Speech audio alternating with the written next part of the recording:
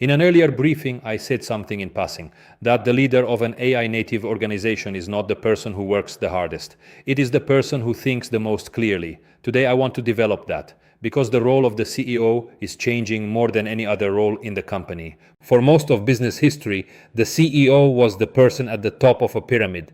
Information flowed up, decisions flowed down.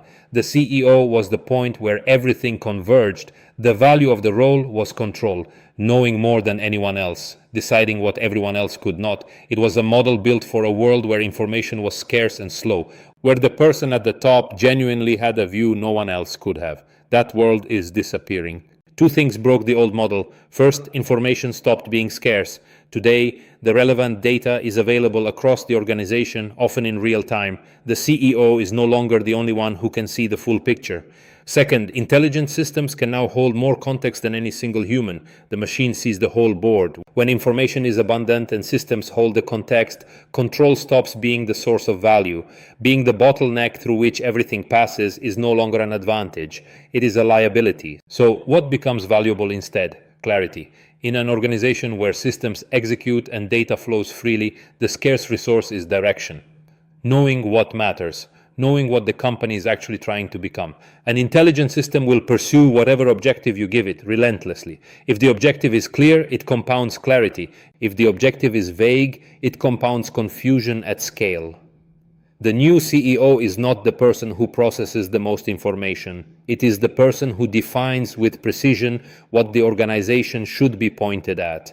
There is a second shift, just as important. The old CEO managed people. The new CEO designs systems. In the past, scaling a company meant hiring more managers to manage more people. Now scaling means designing systems that operate without constant human intervention. The CEO's leverage is no longer how many people report to them. It is how well the systems they design actually work.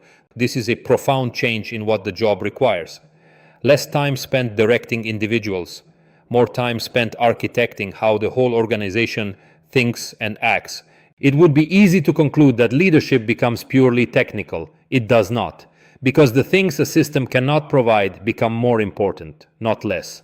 Judgment in situations with no clear answer, conviction when the data is ambiguous, the ability to decide what the company stands for, not just what it does. A system can optimize toward a goal. It cannot choose which goal is worth pursuing.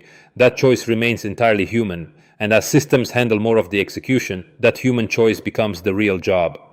The leaders most at risk in this transition are not the inexperienced ones. They are the most experienced. Because their instincts were trained in the old model, they learned that being in control was the job, that knowing the details was the job, that being indispensable to every decision was strength. In the new model, those same instincts become bottlenecks. The leader who insists on being in every decision slows down a system designed to move faster than any human. Unlearning the old definition of leadership is harder than learning the new one. The new CEO is not a more technical version of the old one. It is a different role entirely. Less about control, more about clarity. Less about managing people, more about designing systems. Less about having every answer, more about choosing the right questions. The companies that will define the next decade are being led by people who already understand this. They are not trying to know everything. They are trying to think clearly about what matters and to build systems worthy of that clarity. That is what leadership is becoming. And the leaders who see it first will be the ones still standing when it becomes obvious to everyone else.